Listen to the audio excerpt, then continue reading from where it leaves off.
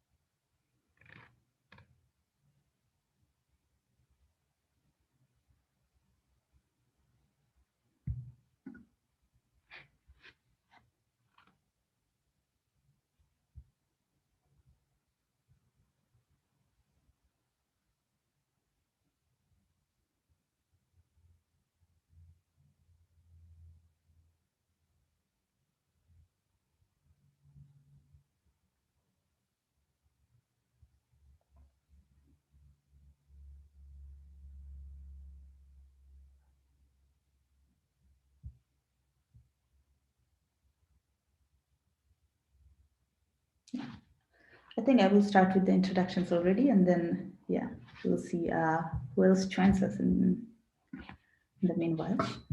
Can you see my screen? Yeah, great. So, good evening and welcome everyone to this session of Astronomy on Tap Leiden. And this is the second time that we're doing this a little bit differently than our usual online session. So thank you all for joining us on Zoom.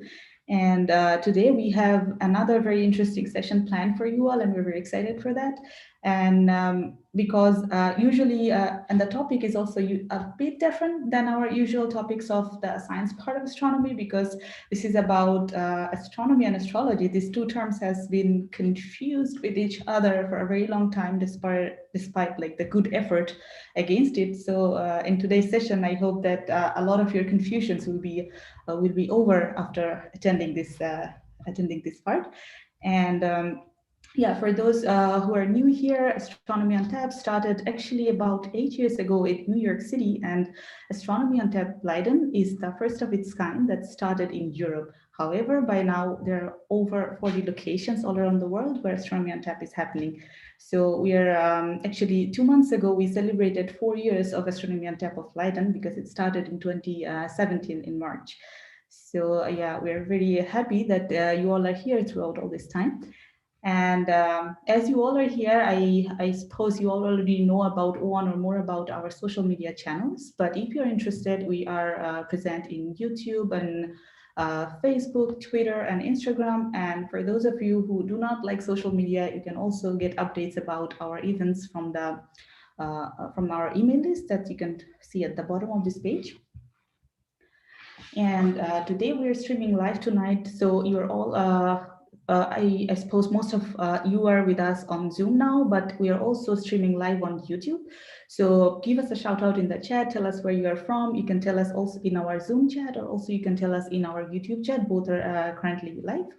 And if you prefer, you can keep your cameras on, but however, during the question answer session, you will be your camera will be live on YouTube. So just as a disclaimer here. And as usual, during the talk, you can leave your question for the speakers in the Zoom chat. You can also leave your question on the YouTube chat, and it will be forwarded to the speaker to answer. So also at the end of the talk, you can raise your hand virtually to ask the question directly to the speaker as well. So feel free to leave questions anytime during the talk And now, before going to our program, we have astronomy news, and we start with the sad news of the demise of Professor Dr. Ceremonial. He passed away on May 27 at the age of 100.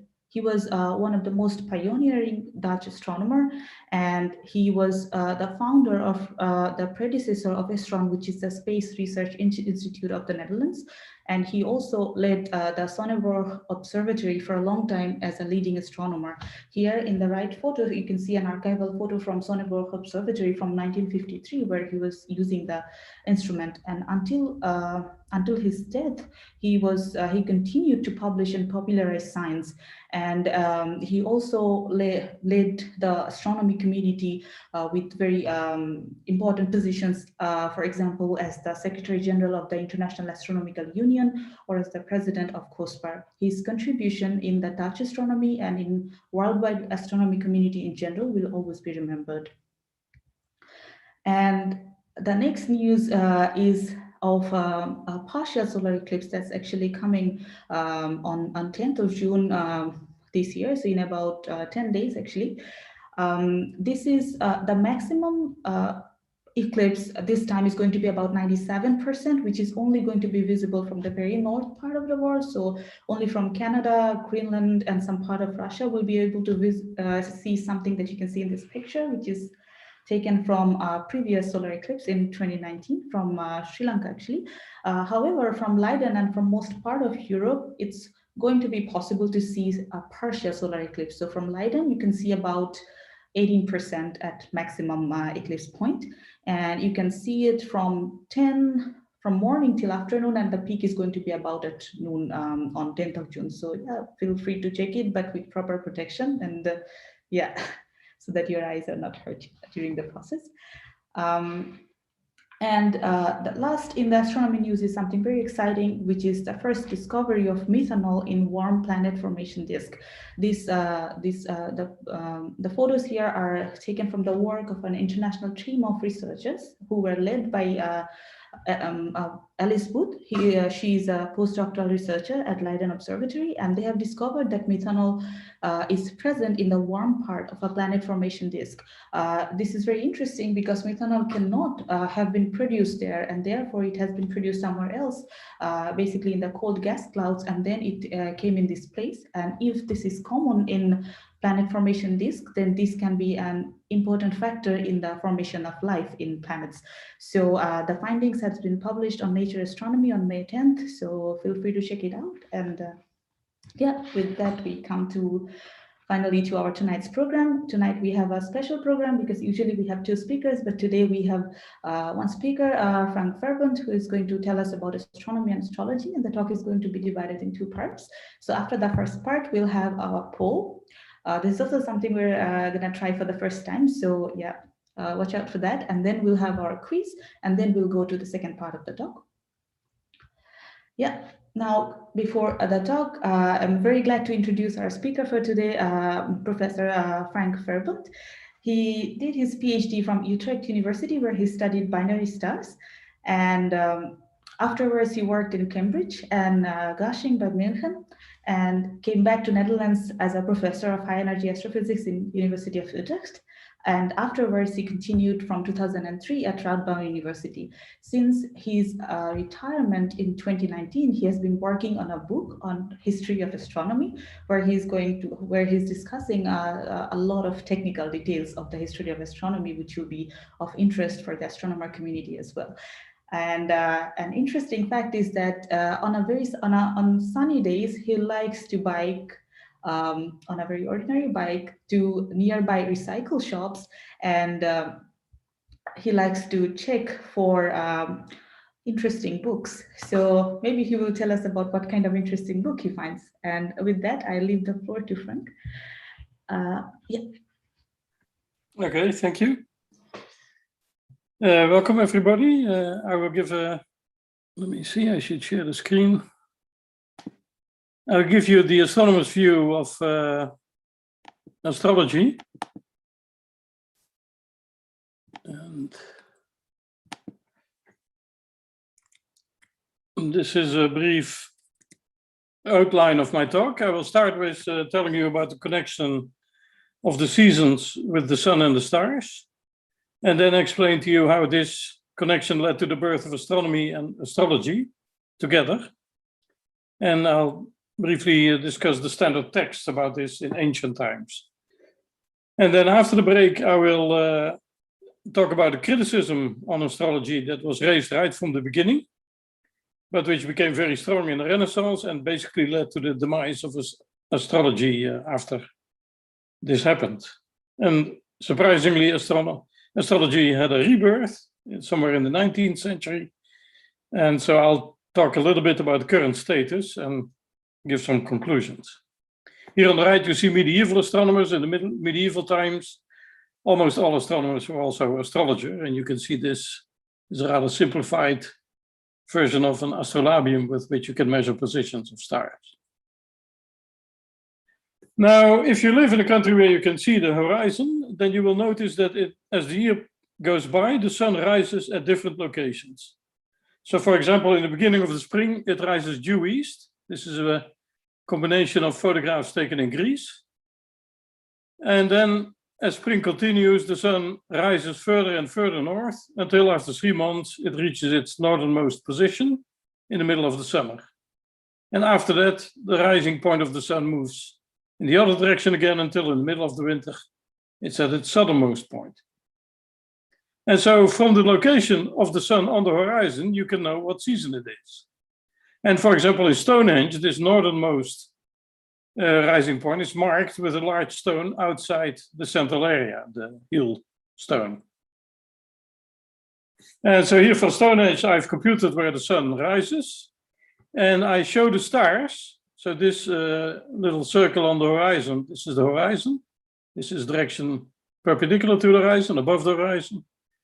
And so in the beginning of spring, at the time of Stonehenge, say 2500 before Christ, the sun would rise due east in the beginning of spring, and it would be just below the Pleiades, a group of 7 stars that is there. And then a month later, it will have moved to the north. So now the sun is rising further to the north.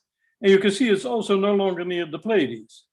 It has moved in a path between the stars to a location close to the twins. This is Castor and Pollux. And after 2 months, it has moved through the twins and is now rising very far north. And after 3 months, it's reached its northernmost rising point. And at the time of Stonehenge, that coincided with the brightest star of the constellation Leo. Now, if you look close to the stars, you will find that there are also bright moving stars, and this is Jupiter. And now for 1000 BC, I have computed where Jupiter moves, and you notice if Jupiter is here in 1 year, so say the 1st of January, 1000 years before the Common Era, then 1 year later, it has shifted by about 30 degrees to a new constellation, the Twins. And after yet another year, it has moved to Cancer. And what that means is if it moves one constellation or 30 degrees every year, then after 12 years, it's back on the original location, which I show here. So if it's here initially, then after 12 years, it's not exactly at the same location, but a little bit further. And after another 12 years, the same. And so if the Babylonians wanted to know where Jupiter is, for example, what they did is they look up where it was 12 years ago, and then they know it's at the same position plus a small correction. And that's actually pretty accurate. And you can see also this light gray line is the path of the sun. And you can see that Jupiter moves more or less along the same path in the sky as the sun. And this path is called the ecliptic. And so the zodiacal constellations are along the ecliptic. Taurus, Gemini, Cancer, etc. So knowledge about this started in the Middle East, in the area of current Iraq, where the first civilized area was in the south, and around 2000 before the Common Era, the small city-states were collected into one large state, and people started writing cuneiform. So the script was invented there. And it's rather interesting that although there were various different rulers in this area, Babylonians, Kassites, Assyrians, Babylonians again, Persians, and Greeks, all this time, the language for science remained the same. So all the astronomy texts, but also other science texts, are in this language which we call Akkadian, which is sort of a predecessor of the current Semitic languages. And so what we find is that in the second millennium before Christ, people were very interested in predicting the future. And I'll explain in a moment which methods they used. And they collected these predictions in script, and so we can still read them. And then about 1200 before the Common Era, it was the first time that they started making horoscopes. And these horoscopes are always for the country as a whole, or for the king, as the most important representative of the country. And then after some 700 more years, they started making horoscopes or predictions for the future for an individual. Now, here you see an example of a slab. The king and his followers are addressing the sun god. This is the symbol of the sun. And here you can see the symbol of the moon and of Venus. Those are the three most interesting objects for the Babylonians. And here you see the text. So the way they tried to predict the future was twofold. On the one hand, you had processes which occur naturally, like from which direction is the wind blowing, where are the planets among the stars, these moving stars? Is there a solar eclipse or a lunar eclipse? But if there's nothing natural, then they can also produce an event from which they can predict the future. For example, they can sacrifice an animal and then look at its liver. Or they can look where the smoke, if they burn the sacrificial animal, in which direction the smoke goes. Does it go up or in which direction? And the same, if they pour oil, which direction does it go? So predictions of this type always consist of two parts. The first part is if this and this and this happens. And then in the second part, then that and that will occur, will follow. And this is an example text. If Jupiter passes Venus to the right, then the nation Guti will be conquered with a strong weapon. So these are rather simple predictions, and there were big collections of them. We now have something like 5,600 predictions of this type collected in books. And in these books are also the first list of stars, because a planet could also pass a star. And because this is such a large number, they try to detect rules. Could they see systematics in these occurrences and their consequences? And one of the consequences of carefully investigating this was that they determined the length of the year rather accurately, and also the length of the months, those to a few minutes accurate. But the planetary periods were still pretty bad that they used at the time. And so from 750 before the Common Era, they started what they call regular watching, which means basically that every night they would write down the position of the planets in the sky. And as a result, very soon they got a very good knowledge of the motion of the planets and were able to predict the location of the planets very well, along the method I just described. And as I said, starting at 500 before Christ, we have the first individual horoscopes, and here's an example. So somebody is born as the son of someone and the grandson of somebody else. And then it says the moon is in Scorpio or below Scorpio, Jupiter is in Fishes, Venus in Taurus, Saturn in Cancer, Mars in the Twins, Mercury has already gone down. At the end of the previous month, I see there's a spelling error here, there were 30 days, and the moon was last visible on the 27th day of that month. And on the first day of this month, the moon was visible 72 minutes, and today 280 minutes, and the consequence of all of this is that things will be good for this newborn child, which apparently was a son. So this is an example. You see it has much more detail now than these previous predictions. Now, at some point, however, when they had discovered that the planets are very regular, you know that life on Earth is not very regular, very unexpected things happen. And so they decided that perhaps the unexpected things in the sky are better predictors of unexpected things on Earth. And so they started looking at comets and halos of the sun and the moon, which you can't predict. And so this knowledge of astronomy and astrology passed on to the Greeks, and the Greeks added mathematics. So they developed geometry, and they developed mathematics of a motion of something on a sphere. And as a result, they were even better than the Babylonians in predicting positions of planets. And all of this culminated in the work of Ptolemaios, as I prefer to call him. I don't think the fact that Brits cannot pronounce foreign names properly should lead everybody else in the world to also pronounce it wrong. So Ptolemaios summarizes all the previous knowledge and collects it into areas. So in astronomy, he wrote a very big book, which is in fact a very modern book. It has both the theory and the application and a large number of tables to help you in applying the theory. And so people who tell you that modern science started, in the Renaissance or in the last century, they should read this book.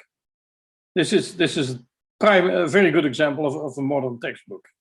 It's outdated, of course, but the whole methodology is similar. The tables of this were also edited separately, and these tables you can use to predict the position of all the planets.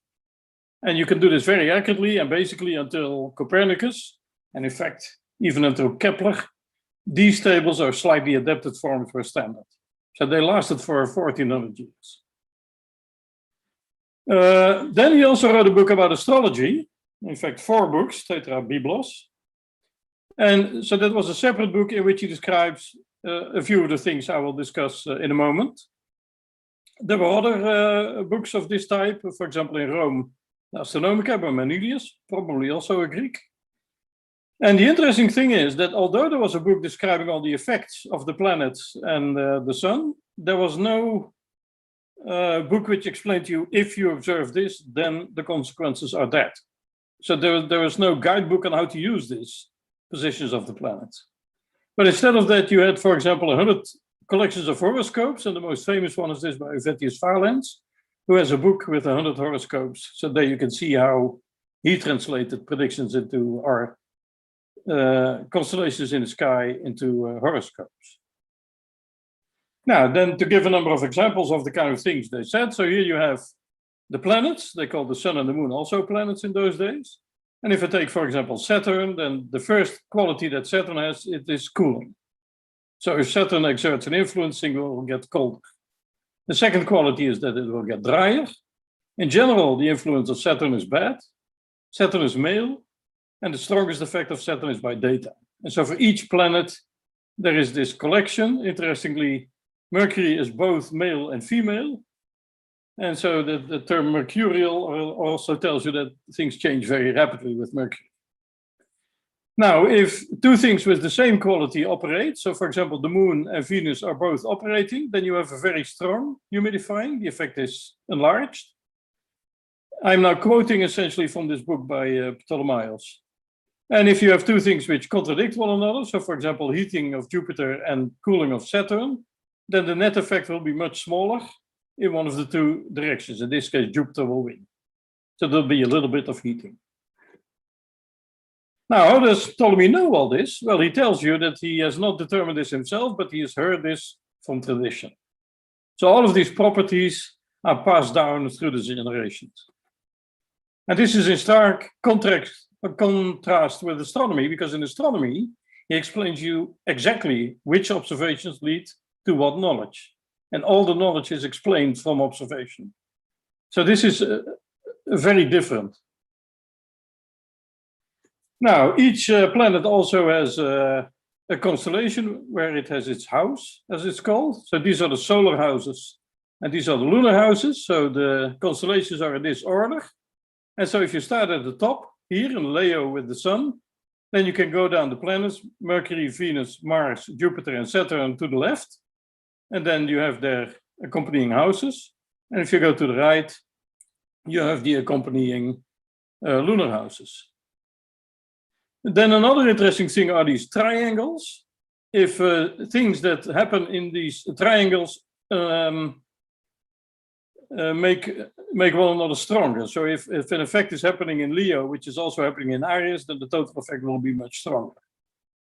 And so there are 4 of these triangles, one for which applies mainly to the north. So and the red ones will be noticed mostly in northern countries, and the blue ones in southern countries. And then you have east and west. And north, south, east, west is here with respect to, say, Alexandria in Egypt. And then also at daytime, in these triangles, the Sun, Venus, Saturn, and Mars are strongest. These triangles themselves are either male or female. And at nighttime, these are strongest, and the third object has a much smaller effect. And then there's yet another way of doing predictions, and that is that if the sun is in Aries, its effect is very strong. That's called exaltation. If it is in Libra, its effect is very weak. And so each planet has one constellation where it's very strong and another constellation where it's very weak. So you have all kinds of different possibilities here. Then Ptolemaeus also describes how different parts of the body are connected to a planet. So for example, your right ear depends on Saturn, but your left ear depends on Mars. And so I'm not going to read all of this, but basically every part of your body has a planet associated with it. And in the medieval times, probably Arabic origin, they also added constellations to parts of the body. And you can see here, for example, that your breast is determined by Leo, and your feet, can't see this actually, it's probably fishes. And so the different parts of the body are also dominated by, and all of this from tradition, essentially. Now, I'll give two more things briefly. And so one is that the years of your life are also assigned to planets. So for example, at the moment, I'm at the end of my Jupiter-dominated life, and from next year on, I will be dominated by Saturn. And so most of you will, the students will be in this area probably, dominated by the Sun. If you're a very slow student, then you may even be dominated by Mars, but I hope none of you is like that. Now, one thing which is quite interesting, this Roman Vettius Valens ascribed a planet to every hour of the day. And the reason I mention this is because it determined our order of the weekdays. There are 24 hours in a day, and there are 7 planets. And as a result, if you go from the first day to the next day, so if the first day is a Sunday, the first hour, then the first hour of the next day will be dominated by the moon. And the next day, Mars, Mercury, let me get this right, Jupiter, Venus, and Saturn. And so this is, you know, Sunday, Monday, Tuesday, Wednesday, and mercredi in French. Jupiter, and then Vendredi, Venus. So the order of our weekdays is determined by this scheme, which is probably of Egyptian origin. Also, pregnancy months are allocated to planets. And so, for example, if you give birth in the 7th or the 9th month, then you're fine, because Jupiter and Moon are both positive planets. But if you give birth in the 8th month, then you have a problem, because Saturn is a bad planet. So these are sort of the effects that the planets and the constellations have on human beings. There is yet another thing which later became much more influential, but Ptolemaeus hardly mentions it, but it is mentioned in Manidius, which is the constellation at your birth. So if these are again all the constellations, they rise one after the other during the day. And when you're born, the constellation that's rising is called your ascendant. And the constellation that's setting in the west is your descendant. The constellation in the middle of the sky is the middle of the sky, medium curly. And here below is the southern part of the sky, below the lower end of the sky, imum curly. And interestingly, so this part, so the first part, the first 30 degrees that rise after you are born, is called your horoscope. So this is the original meaning of the horoscope, horoscopos, looking at the hour. So at the hour of your birth, the constellation that's rising is your horoscope. And that has a very important effect apparently on the rest of your life, according to theory. Now, there was an Arabic astronomer, Abu Mashar, who had a strong effect. He was born in current-day Iran. He said that if the biggest planets, Jupiter and Saturn, the brightest planets, I should say, are close together, then there is an extra strong effect. And this happens roughly every 20 years. In the Middle Ages, almost all astronomers were astrologer, and many of them worked just from tables. And so they could use the tables, but they could not produce the tables. They did not understand how these tables were made, and as a result, they often used them in the wrong way. Most astrologers did not really understand this astronomy. Now, one of the problems that can happen is that the prediction for the country as a whole is disastrous. There will be a big flood, for example, but the individual prediction is very positive. And you'll be very happy when the whole country is flooded. So in cases like that, the prediction for the country actually wins. So if these two contradict one another, then the one that's valid for the country is valid. Again, I'm still quoting from Ptolemaeus. As I already mentioned, there's a lot of description of influences, but there is no description on how to combine all these influences into a precise prediction. And I guess that's where we break. How much time did I use? I have no idea. Okay, this is... Right. Let me just spend one more second. So here you can see Kepler. Kepler actually made his money by making horoscopes. People have said he only did it for the money, but it's quite obvious that he really believed in horoscopes. And here you can see he talks about these conjunctions between Jupiter and Saturn. If it happens here in the first year, then it happens there 20 years later, and after 60 years, it's almost back at the same location. Okay, that's it for me for now. All right, thank you for the first half of this. Super cool. So as we discussed before, we will have a small poll now, which is something new that we're trying. I will introduce that in a minute, and then we will have the quiz as well. So there will be 2 winners as always, just fewer questions than normal. All right, let me share my screen.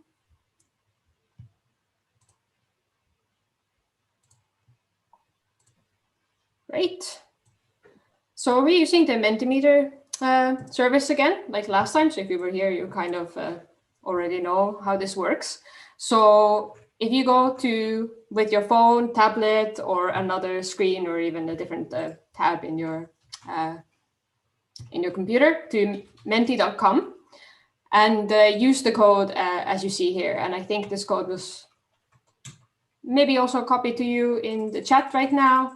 So you can just use the code, and once you're here, we can start. Yes. I'll just give you a few minutes to get here. But actually, I can already go ahead and like discuss what this is going to be about. So as I said, the first half is going to be a poll. So there's no right answers. We're just kind of seeing what your opinions about the astrology are, and giving you a chance to kind of interact with us using this service. So the votes are going to be completely anonymous. Only in the second part you will be able to add your name and play the game with your own name. So here it's anonymous, and I think you should be able to skip any questions that you don't know how to answer, or you don't want to answer or something.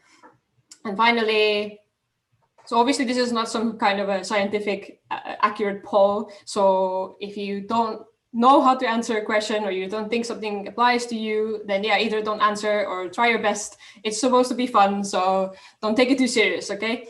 Right, I think we can go ahead and start this. So the first thing we want to know from you is, what words do you associate with astrology? So you can go ahead and fill the questions, not the questions, the blanks that you see there, and you can answer multiple times. So we'll see how how your opinions align with each other, or they're very different. Soon enough, we should be seeing some words pop up here. Star sign, horoscope, zodiac, future. You see?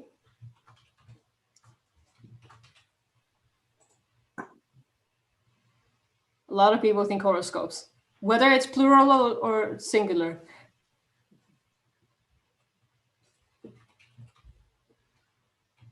Fake and random.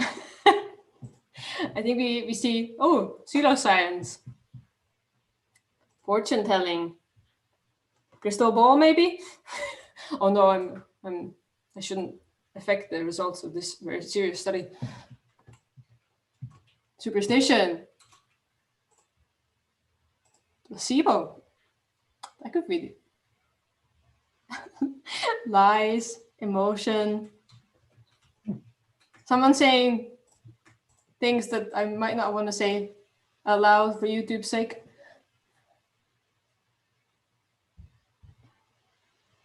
So planets and horoscopes seems like a very strong contender for most of the, because the words end up bigger the more people mention them. And it seems planets, horoscope, stars, yin yang seem very prominent, but also wishful thinking, fortune teller, cards, something that I can't read. Okay, I think the words are still coming, but do you want to comment on this, Frank, or are you happy? I'm amused with this yin yang because I'm discussing only Western astrology, but of course there's indeed also Chinese and Indian astrology. Yeah, I was thinking about that. I think it's super cool to see associations with crazy old cat people. Actually, if you look at this, I don't know much about India because they are so advanced that it takes a lot of time to learn what they did. But in China, you had the same development as in the West, basically. A large belief initially, which then at some point basically disappeared. All right, I think we have stopped here, but thank you everybody for giving us these quite fun replies. Oh, they're still coming. We're gonna keep this as a screenshot later. Perfect. Thank you, everybody. So let's move on for now for the second question. This is a classic. We're obviously interested to know what constellation you are born in, or if you don't know, we're interested that you don't know either. So let's see what kind of a distribution we're going to get for the audience here today. I wonder if we're going to get every single constellation. That's my main goal now. Or if there's going to be one that doesn't exist. Ooh. So this seems to be it. We have 2 Leos and... No, it changed. Oh. Leo is winning. Is it going to be... No, Libra! Okay. It seems like it's going to be a tie. It's a tie, guys. But still, nevertheless, there's three that didn't even appear. 2 only. Are you guys lying now? Okay. All right, so we see that, well, it's hard to say, but I think 5% represent maybe one person. So one person didn't know, and everybody else seems to know, so that's good. Right, but now let's move this a level up and see whether you know what's your zodiac symbol. Can you click on the screen where you find your symbol? If you don't know, can you just do it here in the center so we can count also those who don't know? So click on the sun. We should be getting quite a nice... Whoa! Someone is out there in space rather than anywhere on the zodiac. Maybe they just weren't born around this neighborhood. I don't know. So a couple of people don't know. But I think it looks like most people do know, because sometimes we have 2, and it's a nice distribution. Well, some symbols are more obvious than others, right? That's true. And if you don't know the symbols, I mean, there are constellations in the middle. So if you recognize those. No. You showed a couple of them in your slides. So yep, that's right. Right, so 5 people didn't know. So that's definitely more than in the previous question, which means more people obviously don't know this sign. But I think they're also pretty, quite a lot shown in horoscopes and stuff. So it's about whether you've noticed, I guess. All right, let's move on. And I'll give you, the last one came. I will give you in here. I will give you actually the correct answer. So I don't know, you can see whether you got it right or not based on what you maybe guessed or maybe you knew, I don't know. So these are the actual corresponding names of the constellations. All right, moving on. Now I would like to know, how would you feel about visiting an astrologer? And here I'm interested to see whether you're not interested in going or you're very interested in going, and whether that would be for recreation or for belief. And as you see, you're going to be all the answers are going to be popping up here, and the number 1 here signifies the average. So most people are not interested, and because of recreation.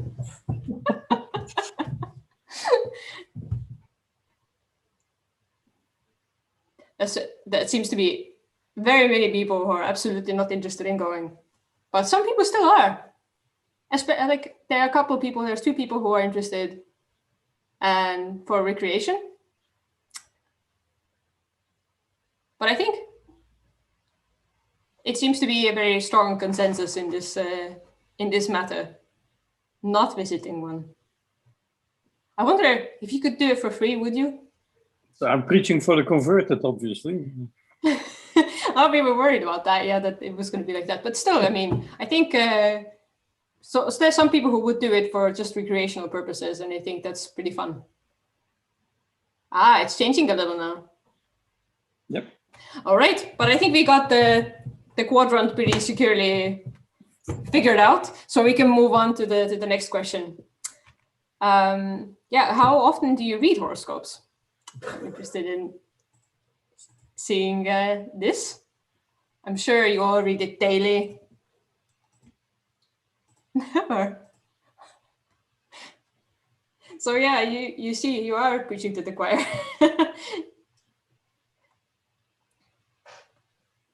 Rarely. Never. Monthly. I think people are giving very, like, based on the previous question, I think we would have expected this response here. So we can definitely, I think, move to the next one. I think there's also, I can't remember seeing a horoscope. Perhaps I don't look closely enough, but I can't remember seeing a horoscope, and I'm reading 4 newspapers. So I'm not sure that newspapers still carry them. I don't know. I remember them, but I haven't had a physical newspaper in years now. So yes, I don't know. Perhaps they are in like certain, like if you're looking for news online, maybe they're in a like far away corner where you don't end up a lot, or maybe maybe people use apps for that, because I'm sure there's apps for that now. I think in weeklies or monthlies there may be horoscopes. Yeah. All right, let's move on. We have an answer for here. And now there's a section of questions that you have to use a slider for if you strongly disagree with something or strongly agree. And these are particular statements that I'm interested to see your opinion on. And we will also should be getting like averages and even a distribution here for all your answers. I'm not going to read them all out because you can see them yourself, but I'm interested in seeing lots of ones.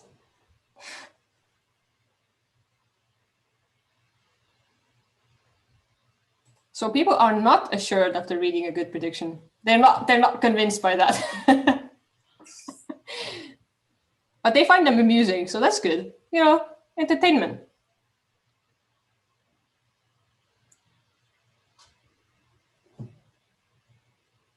Let's see how this changes now. I think it seems to have kind of settled on here, and most people don't find that it explains them to figure out what is happening in their life or prepare for the future or understand other people, but they find it amusing and sometimes they might enjoy reading about them. So it seems, but actually I find like it's funny because when you look at the distribution, I didn't know it does that. Interesting. So it shows individual answers, but the amusing one is kind of interesting distribution. Some people have a very high strongly agree with it, and some people very strongly disagree with it, but there's also a lot of things in the middle. And the other ones, distribution, yes. Yeah, but it seems like everything else is kind of 0, 0, 0 everywhere, except for this first one, which some people say they enjoy reading about it. Thank you. I think we have a couple more here. Yeah, how does a bad prediction make you feel? Does it make you think about it a lot? Is it in your mind even if you don't want it to be? And does it give you a negative feeling or no feelings at all? Earlier we were asking about whether you're assured by a good prediction, so here it's kind of like the opposite. I think most people, we already know what this is going to be based on the previous questions. Nobody cares. Somebody cares. That's a very different answer. Makes me think if they're trying to skew my very important study here. Okay, guys. I think it's consistent with the previous answers. Yeah, that's true, actually. Yeah, this is just like consistency testing now. All right, guys, we get it. You don't have any feelings. So we can skip the second half of the talk, I guess. No, I think people would be interested to hear whether they believe or not. Doesn't mean that they don't want to know about why they shouldn't believe. Yeah, so this is an interesting thing that we found, that nearly 1/3 of Americans said that they believed in astrology in a 2017 research survey. And the popularity of astrology is often explained as the result of the decline of organized religion and the increase in thoughts about unreliable economic future. But now we're interested in what you think astrology is still so popular and so discussed and like wildly. I feel like it's somewhat even more popular in recent years. When people discuss it and they say, oh, I didn't even want to talk to you because you're Aries or something. I think this is actually very good points. People find it reassuring, poor scientific culture, distrust in science, definitely. No clue at all. Is it really? I mean, this is my feeling that it lately has. Maybe Frank will comment on it later, but it's certainly there. It's not disappeared. Obviously, you never know how seriously these people take it, but entertainment, find patterns in a chaotic world. I completely agree that conspiracies. Some people just want to believe.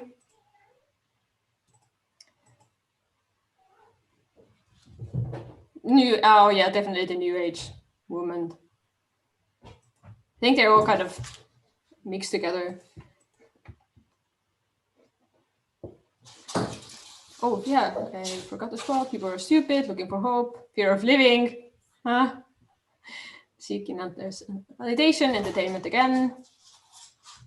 People get bored sometimes. I think that's fair enough, considering we even saw answers that it's sometimes interesting to read about science and just think about it. What was religion is now astrology. I think that is definitely a good point. Easy answers. Yeah, plausible deniability of your own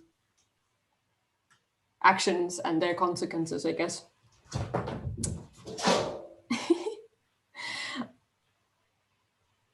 So I don't think that people necessarily have to be stupid to believe in astrology. I think uninformed is. So I remember when I was a student, they did tests. They asked university students whether they believe in astrology.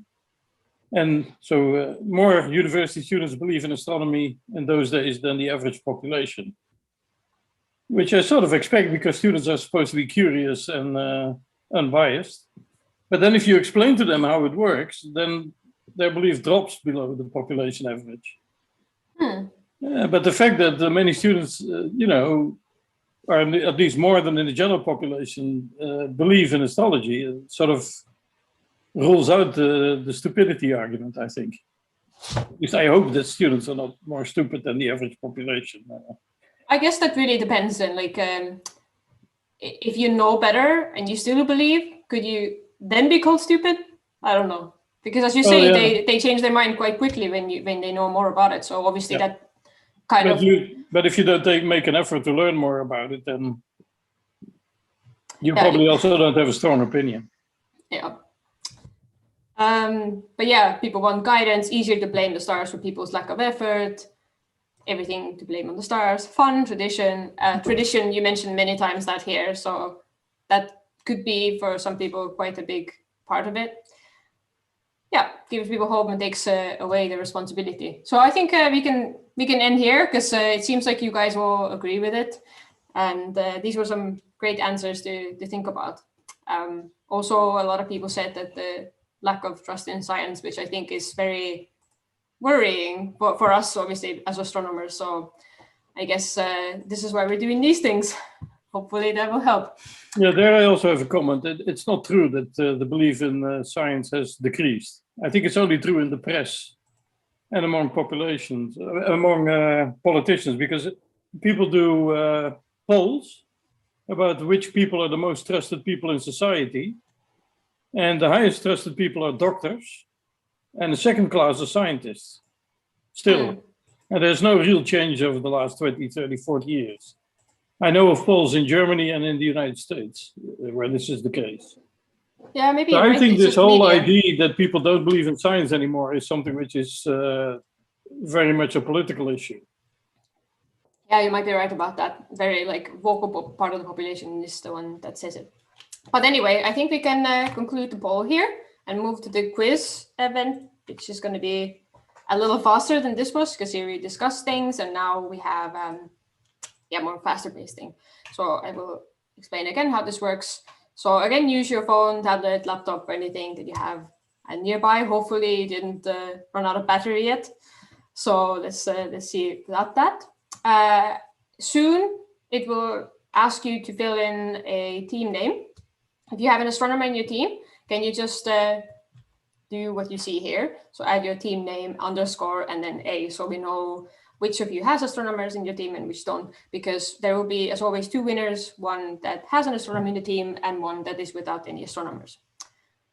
And yes, I wanted to also mention that that when you answer faster, you get more points. So try, if you know the correct answer, just do it fast, or that will give you more points. Yeah, and another thing before we start, I wanted to quickly give kind of a way to think about these questions that are coming up. So as Frank already talked about the Western astrology, so most questions are going to be about that. And he also mentioned that it's a simplification of how the true constellations actually look, and he showed the plot where it says that each of the zodiac signs represents exactly 1/12 of a full circle. Oh, that's still coming in the second half of my talk, actually. Yeah, I know. I just needed to mention this quickly for the questions. And the dates of this astrology zodiac are unchanging. However, we are not asking here questions about the astrology. We are more interested in this, how these things work in an astronomical sense. So keep that in mind when answering. And I think now it will ask you to fill in your name. So go ahead and do that. I will keep, whoa. I think you already managed to do that before.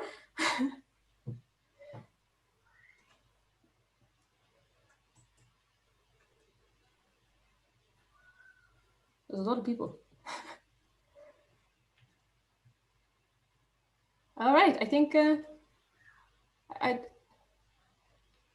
did you manage to start writing your names earlier? I don't know what happened just now, but this is great.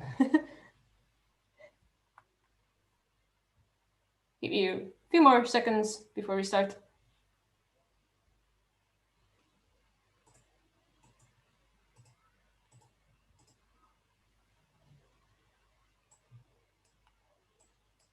We can go. I think we can go. Okay, let's do it. So, first question coming up.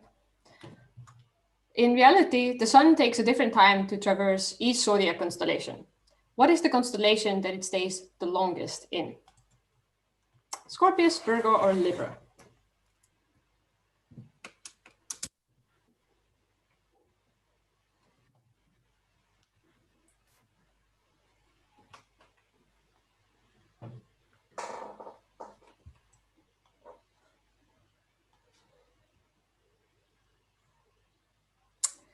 Almost out of time. Right, let's see. Oh, and most of you got it right. That's very good. Yeah, so Frank will comment on it more later, but obviously the constellations have different widths along the ecliptic path. So it's a quick plot, wait, should come. And here's a picture of the sky and how it's divided into constellations, and you see that the ecliptic here is shown with this line, and obviously you have these gray things are the zodiac constellations. So each of them has a different width, which means the sun actually stays in that constellation a different amount of time. Moving on. Oh, we have a leaderboard, my favorite part.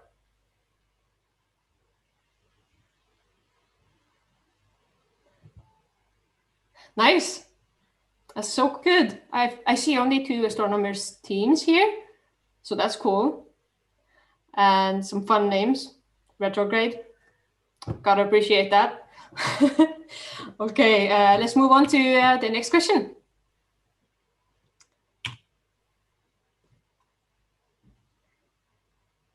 How do the dates of the sun crossing the zodiac constellations change every year?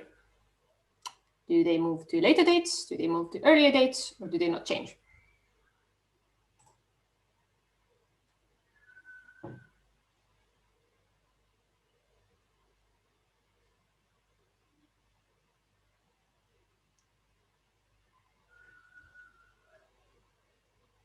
Come on, guys, the time is ticking.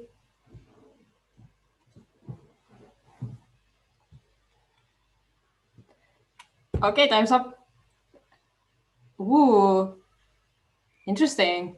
That's a kind of differently distributed than the previous one, but I have an explanation for that. So indeed, they moved to,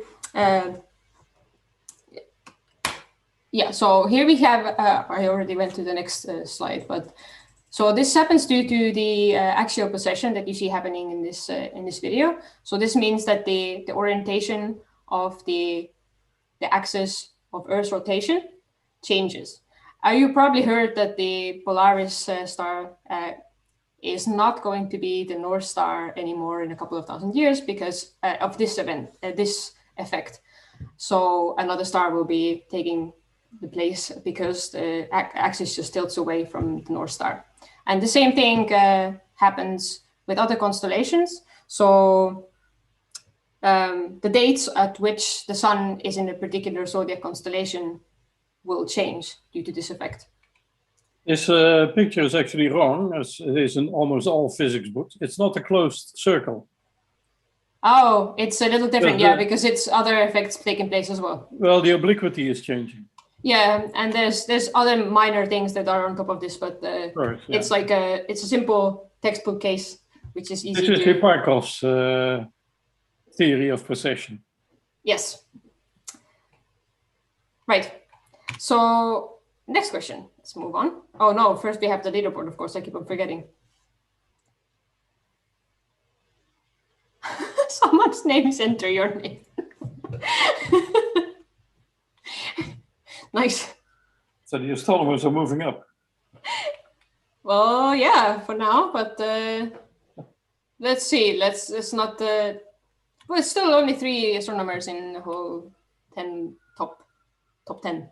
So let's move on to the third question now. How many constellations does the sun actually traverse during a year? 13, because NASA recently discovered a new star sign. 12, hence the 12 zodiac signs. 13, one of them is simply not included as an astrological sign.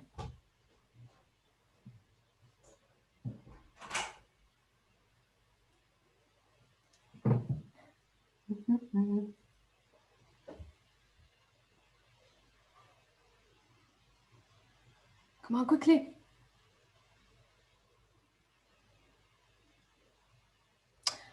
Nice. Most people got it right, and not many people thought the first thing.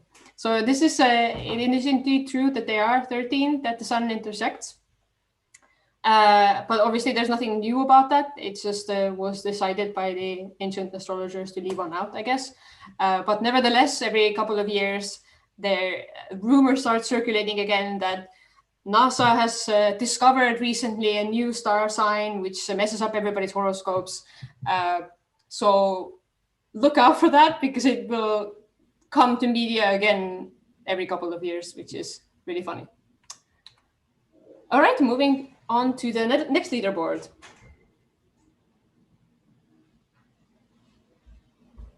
We have some changes, maybe, I think. Yes, Oh. we do have. And right now, the leaders are non-astronomers. Yep. So Very good. yes, you're winning.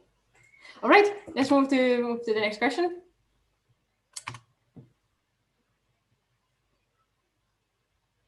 What does the term zodiac cycle mean in its original ancient Greek? Circle of the universe, circle of constellations, or circle of little animals?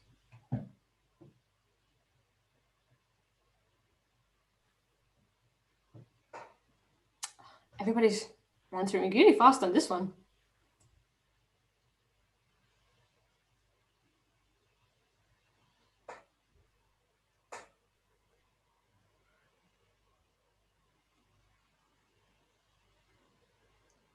right, time's up. Let's see.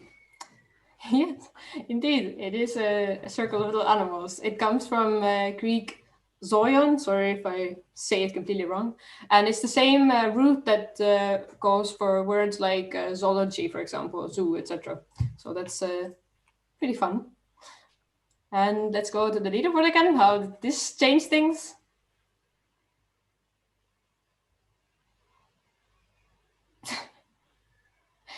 It did change some. I feel like we have even more defined top now. It's like we have the wolf really leading it, the train. Yeah, that's how I'm gonna call them now. All right, let's move on to the next question.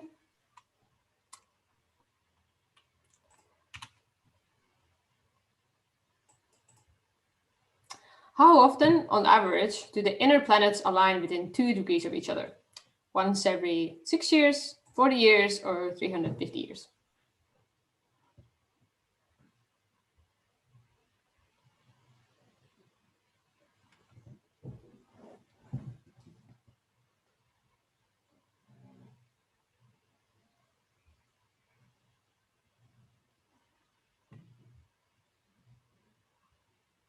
Right, almost up. Almost time up. Time's up.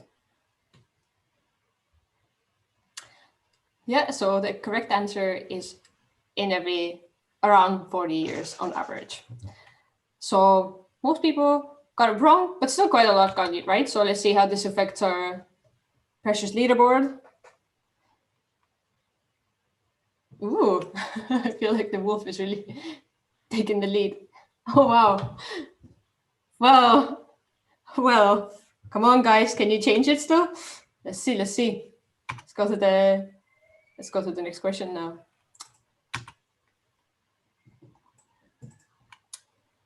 So this one's a little similar. How often on average do all 8 planets align within 2 degrees?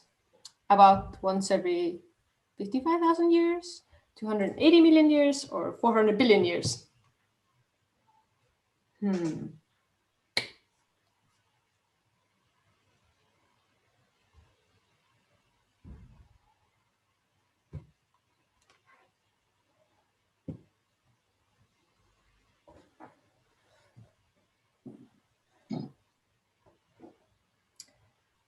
And time is up.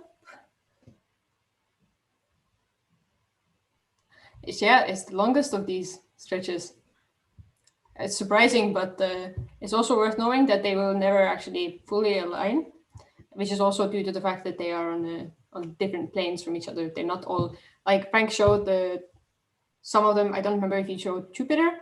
Yeah, it's on almost ecliptic, but other planets can vary even more on what plane they are, so they will never fully align. So don't believe what you see in movies. Here's the leaderboard. Oh, do we have new leaders? Do we have? Looks like no. Too strong a lead. All right, cool. We have 2 more questions, I think. So let's see what they are.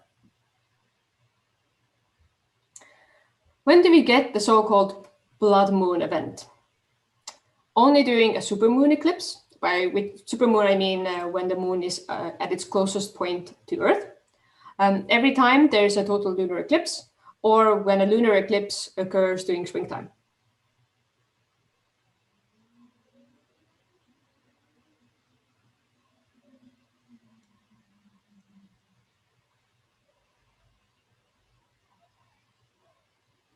Three, two, one. Let's see the answers. Oh, very even distribution. So yeah, actually the answer is that it's every time there's a total lunar eclipse.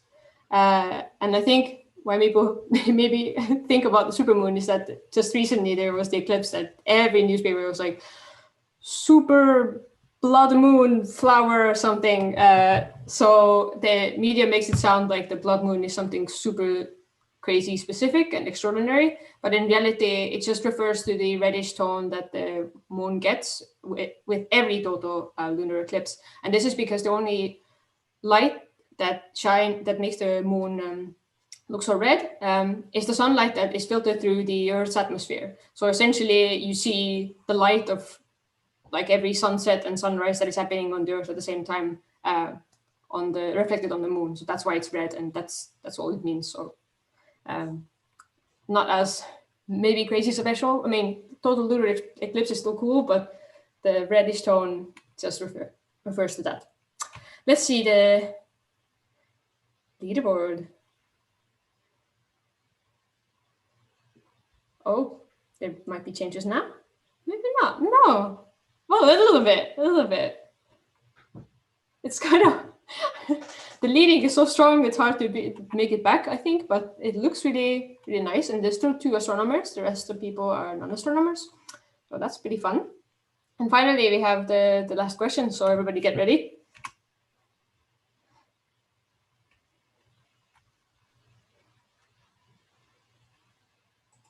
So let's predict together. Let's say there's a lunar eclipse today. When is the next solar eclipse? Either in half a month or half a year from now, either in half a year or a year and a half from now, or no idea.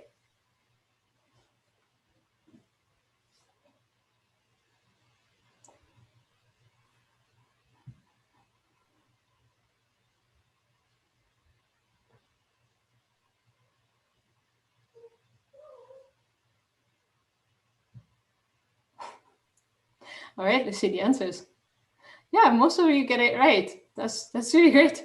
So indeed, it is either, well, on average, either in half a month or half a year from tonight. And the reason is that I have a plot for that, so that the orbit of the moon around the Earth is not on the same plane as the orbit of the Earth around the sun.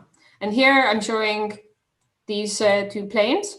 And obviously, I'm not perpetuating some geocentric model of the world here, but this is just a apparent paths of sun and the moon from the perspective of Earth.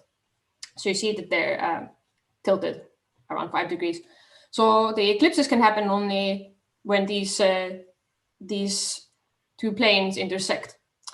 So during this season and during this season, and these are called the eclipse seasons, and they last around 35 days every half a year. So during these seasons, every time there is a full moon, we have a lunar eclipse, and every time there's a new moon, we have a solar eclipse. And these are 2 weeks apart around that. So if today is which way did I say it, lunar eclipse, then the next solar eclipse could be in 2 weeks' time, still within the same season, or it could be in 6 months' time, already in the next season of the eclipses. So that's why the answer is such. And now finally, we go to the final leaderboard.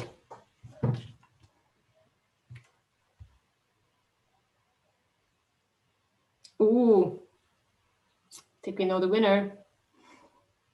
And the fastest as well. Congratulations on Stapa. With 5,531 points, you won this game.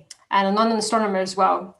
I see that the astronomer who won is Astro RB A. Oh, well, that's Astro RB. So both of you, please, if you could email us in our email. I think someone's going to put it in the chat. Please email us with your name and address, so we can send you a little prize. But yeah, thank you so much for playing. Thank you for the poll, everybody. Really well done. And now we will have a short break of 5 minutes, and I think we will have a timer. So go grab a new drink, and we'll see you back very shortly. Bye, everybody.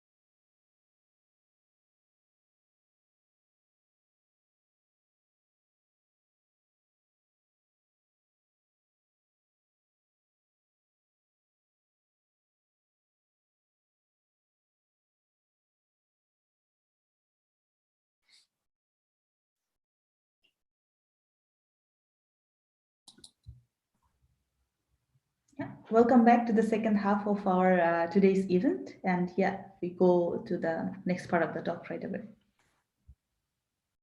Okay.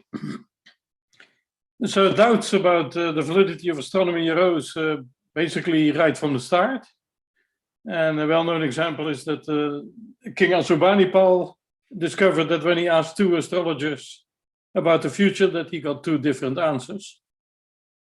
Roman, these are just a few examples. A famous Roman said that wise farmers do not consult either soothsayers or astrologers.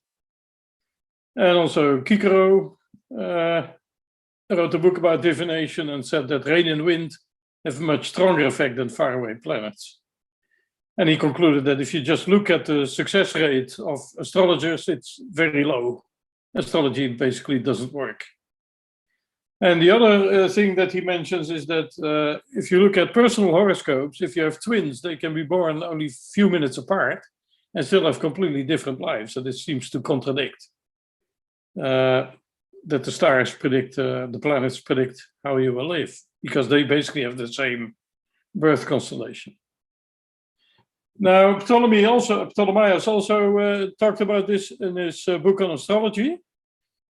So he explains, why do I have two separate books, one on astronomy and one on astrology? And the reason is that astronomy is certain and unchanging, whereas astrology is weak and unpredictable.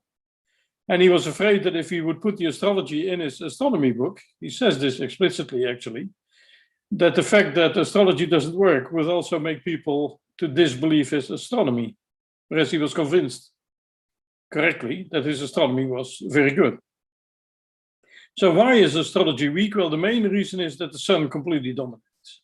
And this is, of course, every astronomer agrees that the sun does have a major effect on Earth and also on when people are, on the lives of people. Apparently, if you're born in the winter, you have a different outlook on life to some extent than when you're born in the summer and get out much sooner. I'm not sure how strong the effect is, but if there is an effect, it's clear that the sun will dominate. Now, the reason that many astrological predictions are wrong is on one case, because it's a very complicated thing. You never have exactly the same situation, so you can never look up in the past when exactly the same situation occurred and then predict the same thing. And also a major cause of error is that most astrologers are basically incompetent. Now, just to show you how many possibilities there are, I've done a small exercise here. Suppose that you only look at constellations. Then there are 12 constellations, as we've seen. Incidentally, this 13 is only due to the modern definition of the constellations. In ancient times, Ophiuchus didn't reach that far south. So basically, the sun can be in each of 12 constellations. So there you have 12 possibilities. The moon can be in each of 12 constellations too, independent from the sun. So then you have 12 times more possibilities. And each of these planets, Saturn, Jupiter, and Mars, multiplies the number of possibilities with 12. Now, because Venus and Mercury are always close to the sun, when you know where the sun is, there are only 5 constellations possible for Venus and only 3 for Mercury. So this, something a bit between 3.5 and 4 million possibilities if you only look at the complete constellation. Now, as you know, many astrologers insist on the extreme accuracy. You should not look at constellations, but at degrees. Now, if you have degrees, you must multiply. So then instead of 12 possibilities, you have 360 possibilities. And so the total number of possibilities becomes almost 82,000 million different possibilities of where the planets are distributed. So this is far too much to give you any possibility to determine experimentally, which constellation has which prediction. Unless, as a Babylonian strike, you can detect a certain regularity. And Ptolemaeus himself actually says, it's of course an endless and impossible task to mention the proper outcome of every combination and to enumerate absolutely all the aspects of whatever kind, since we can conceive of such a variety of them. Well, he probably thought of this rather than this. And consequently, questions of this kind would reasonably be left to the enterprise and ingenuity of the mathematician meaning astrologer in this context, in order to make the particular distinction. So in other words, he explains here why he does not give you a prescription of, if you know where the planets are, what follows. It's simply too complicated. There are too many options.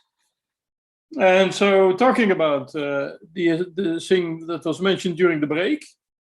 So originally you have constellations in the sky. So you have the fishes indicated here in red. You have Aries in black, Taurus, the stars in Ptolemy's catalog in Taurus are here in blue. And so you have all these others. And so originally when this scheme of constellations was started, it's somewhere around here. So the beginning of the year in spring started when the sun was on this location. So between the stars of Aries. And so that's how they determined the properties. So for example, Aries is a land animal, and therefore effects predicted when a planet is in Aries apply to land. Whereas things predicted when a planet is in fishes are related to either the sea or rivers. Now the problem is that this beginning of the spring changes. So at the time of Ptolemy, for example, the spring started when the sun was here, and nowadays it starts when the sun is here. So nowadays, in fact, the spring starts in fishes, the constellation of fishes, rather than in Aries. Now what astrologers have done is they followed the Babylonians by dividing the sky in 30 degree, so 12 equally large parts, and those are called the signs. So the constellations are the real stars, the signs are just an abstract entity. But as you can see, nowadays, so the first one from the point where the sun is at spring is called Aries. And so since spring is now here, Aries now completely falls in the constellation of fishes. So what do you do with your argument that because Aries is a land animal, it affects things happening on land, whereas this sign is completely in the fishes? This is sort of an internal contradiction in astrology. And you have some people choose for the option that you stick to this point, and others choose to go to the varying location of the signs. Now, if you look at reasons for astrology to be forbidden, there are basically two. There are political reasons. And so, for example, suppose you have somebody who wants to start an insurrection, he wants to kill the emperor and become the emperor himself. So one of the things he can do is he finds an astrologer who draws a horoscope for this particular emperor and predicts that the emperor will die soon. You can always find an astrologer willing to do this. And for that reason, the emperors did not like this possibility, and the same happened to kings in England. In fact, kings in England executed various astrologers who had done who had made such predictions. And this was a political reason by both in Rome and also in medieval England, astrology was forbidden. There are also religious reasons for all kinds of things, and perhaps the most common one is that astrology is really work of the devil, and therefore the church doesn't like it. The church has never been consistent on this. There were popes who officially forbade astrology, but nonetheless looked at astrological predictions to decide what they would do. Now, more logical arguments against astrology were summarized at some point at the end of the Middle Ages by Pico della Mirandola. He's just one of many, but he became the best known critic of astrology. And so the argument was the same as that of Ashurbanipal. If you ask two different astrologers, you will get two different predictions. And these qualities of the planets are completely arbitrary, right? So what I showed you here, for example, so why would Saturn be the right ear and Mars the left ear and not the other way around? Or why is Venus not responsible for the ears? And there's no argument for this. It's just passed on from earlier times. And at this time, at the end of the Middle Ages, arguments like that, like our predecessors said it, became less convincing, as we'll see in a moment. And the other thing he criticized was the sharp boundaries. So, for example, if you look at these houses, the effect of, you have, for example, your friends and your enemies. So when Jupiter is here, it affects your friends, and when it's just a little bit further on, it affects your enemies. And so why would Jupiter, with a minute change from one house to the other, have a completely opposite effect? That's not believable. And you expect these changes to be gradual rather than sharp. So that was another argument by Pico della Mirandola. And then he also found many examples of wrong predictions. And in fact, there was somebody else at the same time who produced a book with predictions from astrology. Many of these predictions turned out to be correct. And when this had happened, he told everybody, I did not use astrology to make these predictions. I just predicted them from what I knew. And so in other words, if a prediction is correct, it doesn't necessarily mean that it's due to astrology. An interesting thing also happened when the Americas were discovered. So the Maya people in Mexico and Guatemala, for them, Venus is a war god with an extremely bad influence. So he's male and extremely bad. Whereas in Western astrology, Venus is a love god with a very positive influence. So how do you decide which of these two is the correct view? Right? So this was another problem that arose.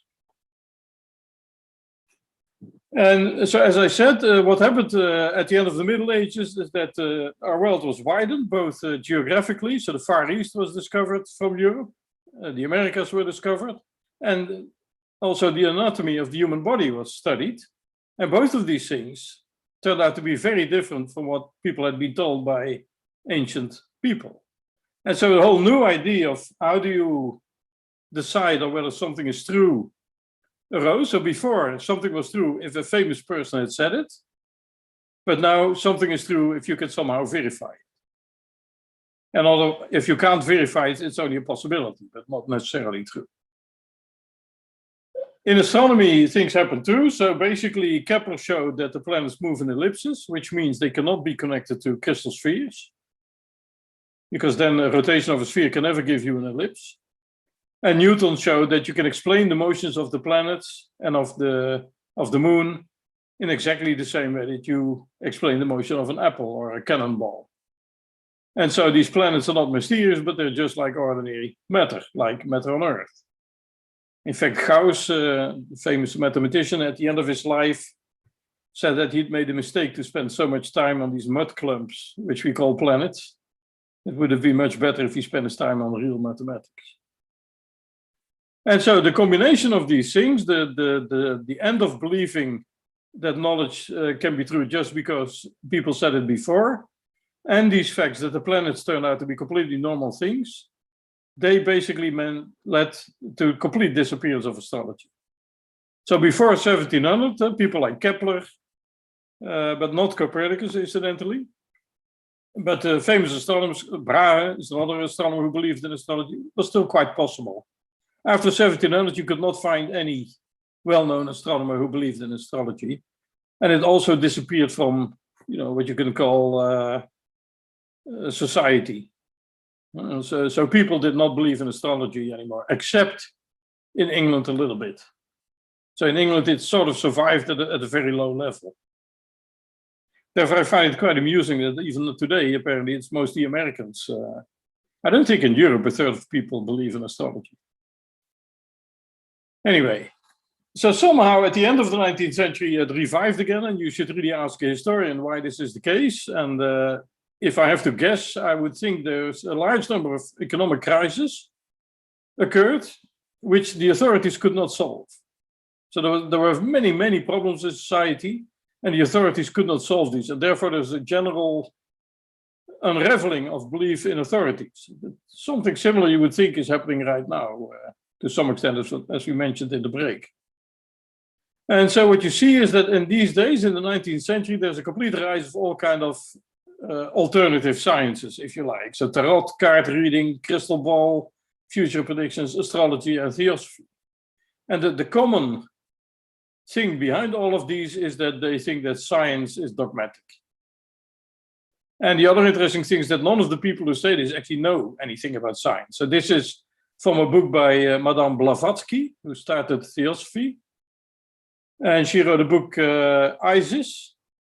And so this is in the introduction that modern science is dogmatic. And also the first chapter is really about that science is not infallible as it seems to be.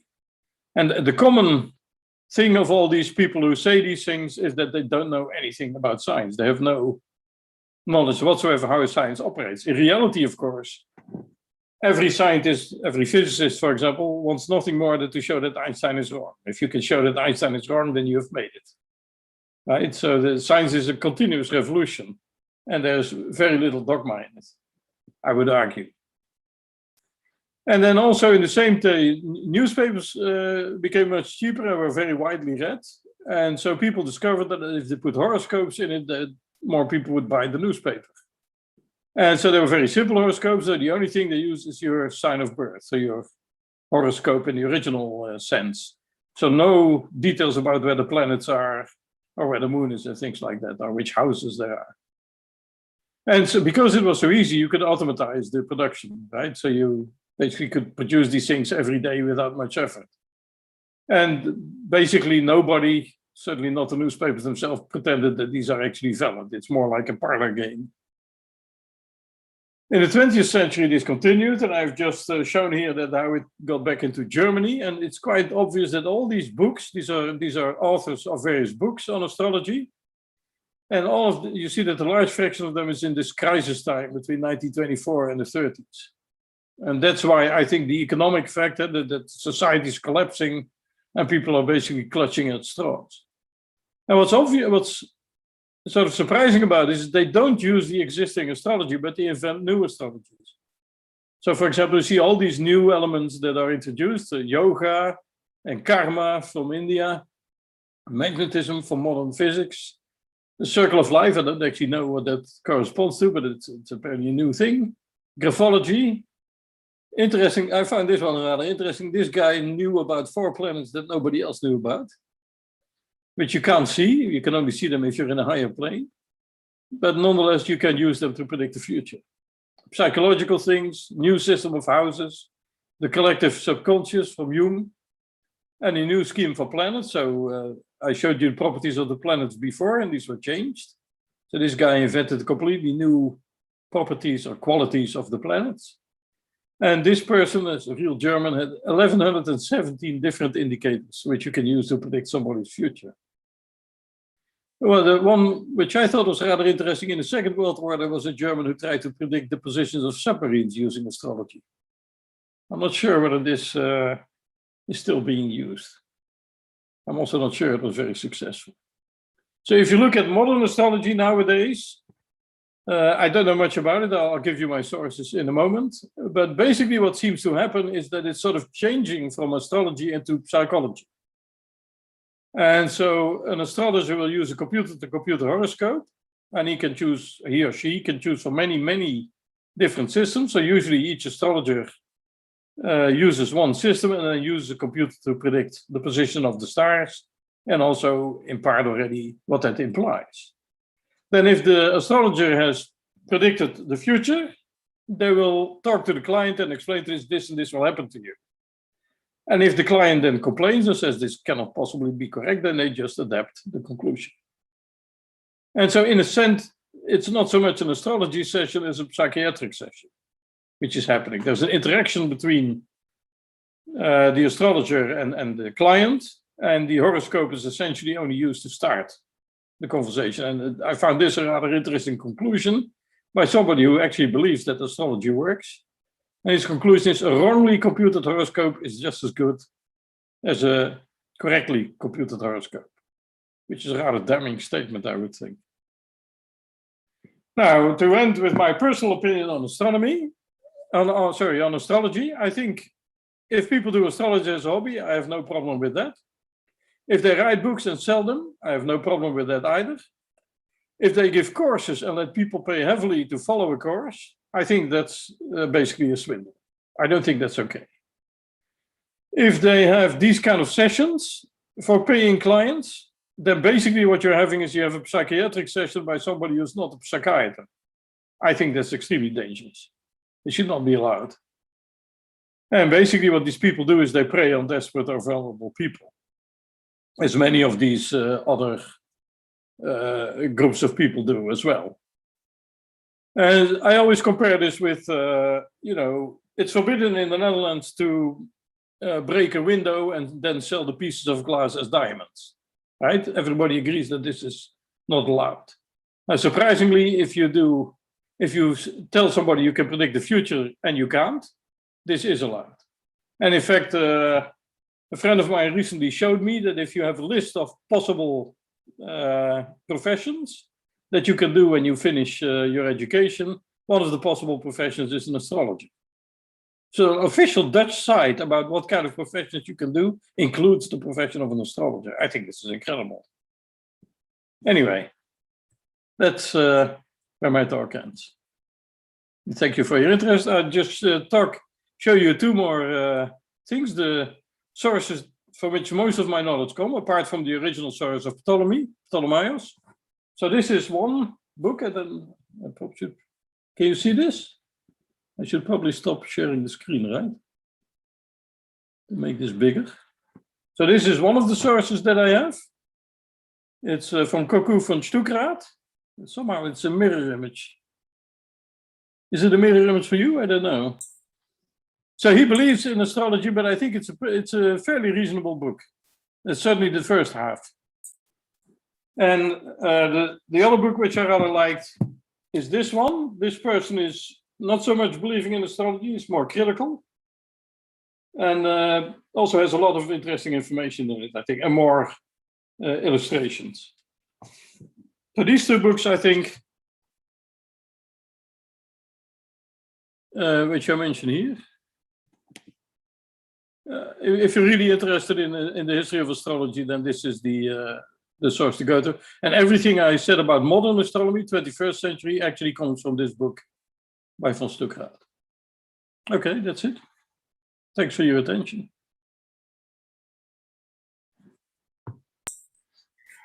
Great, thank you, Frank. A very big round of applause virtually. Thank you for that interesting talk. We'll now take some questions. So for those of you who are here in the Zoom room, you can raise a hand. We do also have some questions from the YouTube chat, which I'll come to next if we have time. But I see one person with a raised hand. So once you raise your hand, I will ask you to unmute yourself. And you may also turn on your video if you want to. Just be advised it will appear on YouTube as well. So, Tuan? Hello, Frank. Thank Hi. you for the interesting talk. I think you already kind of answered my question when I put in yin yang for the word cloud. But my question is about astrology, indeed, in the West, as you spoke about, and astrology in the East, ancient Chinese astrology, which is also based on the planets. And I think also came to have some prominence around the same time. I think it was very popular in about 200 BC to 200 CE or so. And I was just curious, do they have anything similar?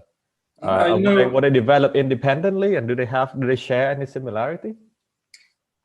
If you look at it, I know a little bit about Chinese astronomy, and I know that the astronomy in China developed almost independently.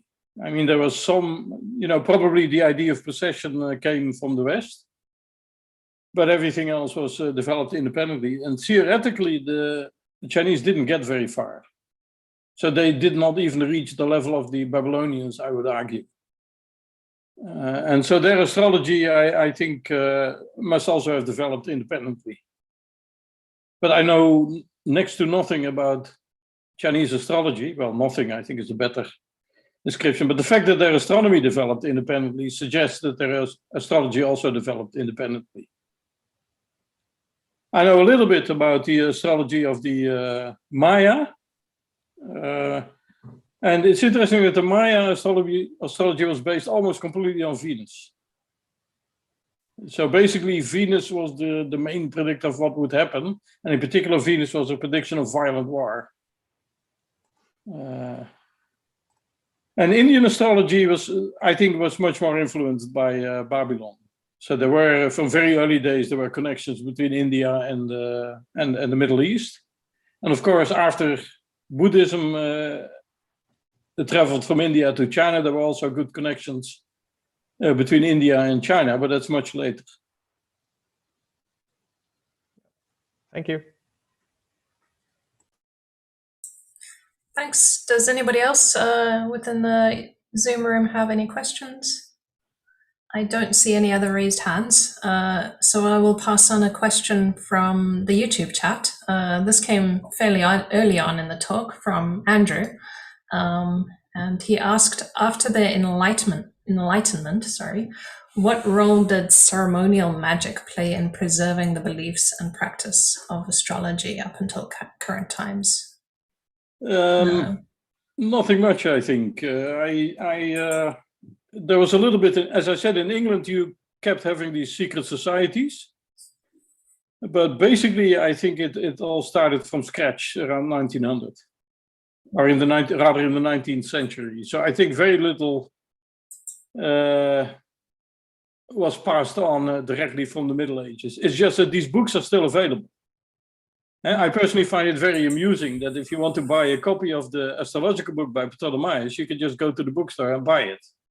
There are, in fact, not only the Greek text you can get, but also many translations. Whereas if you want to find a copy of, for example, the Handy Tables, which was the most influential astronomy book for 1400 years, it doesn't exist. There is no edition of the Greek text. There is no translation. It's ridiculous. And so I don't think there was, that these magical societies played a big role. This again is an answer for Europe. I don't know how this is in China. So the interesting thing about China was that astronomy was forbidden for lay people. Because if you could predict the future, the emperor did not want anybody else to be able to do this. And so astronomy was basically limited to civil servants. And this is one of the things that slowed, I think, the advancement of astronomy in China. Great, thank you for that. We have a second question also from the YouTube from Josephine. If you think it's important to educate children in school about the reality of the effects or lack thereof of astrology? No, I don't think so. It's, you know, I am of the school that thinks you should learn, well, first in kindergarten, the children should play, I think, and not learn anything other than what they learn through playing. And then they should learn to read and write.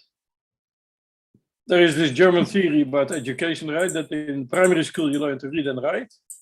In secondary school you learn to think, and then at university you think. This is something they will get to automatically. I don't think it's sufficiently important. I personally do not know any person who believes in astrology, for example. We have another question. From Jimmy, if you know this, is there a computer program for astrology and astronomy combined to predict the movements of the universe? Yes, so I'm writing one, but there are also ones on the web. It's rather easy. There are many on the web where you can predict the positions of the planets with a code. And there are also a few which use the Ptolemaic theory, and I'm personally at this very moment actually writing code to do that. But the Ptolemaic theory is outdated even in its own terms. But so yes, to compute the position of the planets is very easy. And as I said, on the web there are various possibilities to do this. However, to convert this into an astrological prediction, there I don't know whether programs exist. Great, thanks for that. I think one final question, and maybe we've touched on this a little bit tonight. Tone Fishbrot, username. Can you tell more about the seemingly non-existent connection between astrology and intelligence? I always thought that less intelligent people tend more towards superstition astrology. You might have touched on this by your Yes. story about the university students. Yeah, I think it's too easy to blame it on stupidity. I mean, also, if you look, for example, in America, there's a large fraction of Americans who do not, well, apparently a third believes in astrology. I think it also depends on where you grow up and how you learn to think. I think it's more social background which is important here than intelligence.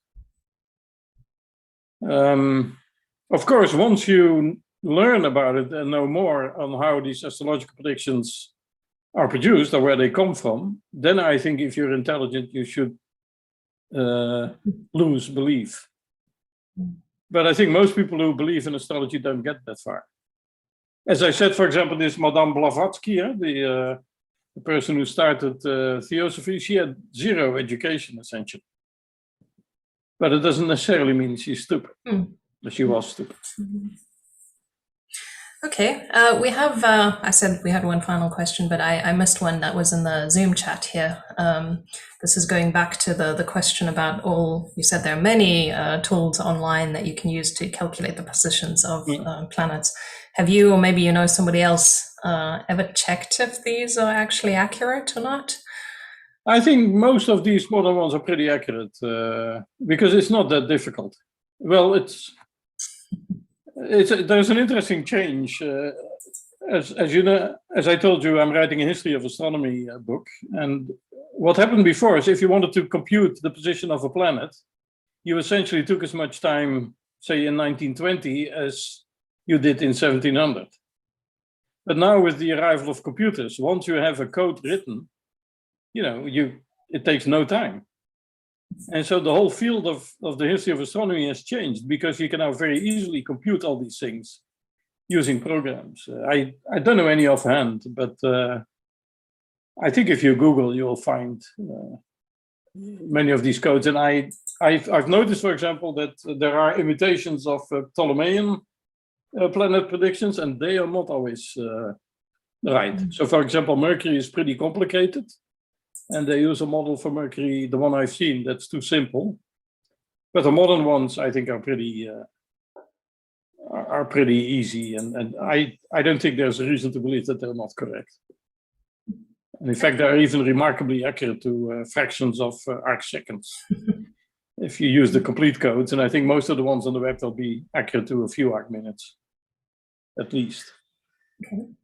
Well, thank you very much. Thank you, Frank, for the talk and answering the questions. We'll just now finally turn back to Lemim to conclude and wrap up. Okay. Thank you, Wendy. And we hope that all of you enjoyed today's very interesting session and discussions. And if you'd like to attend more of such events, you can find them like other Astronomy on Tap online events on this website.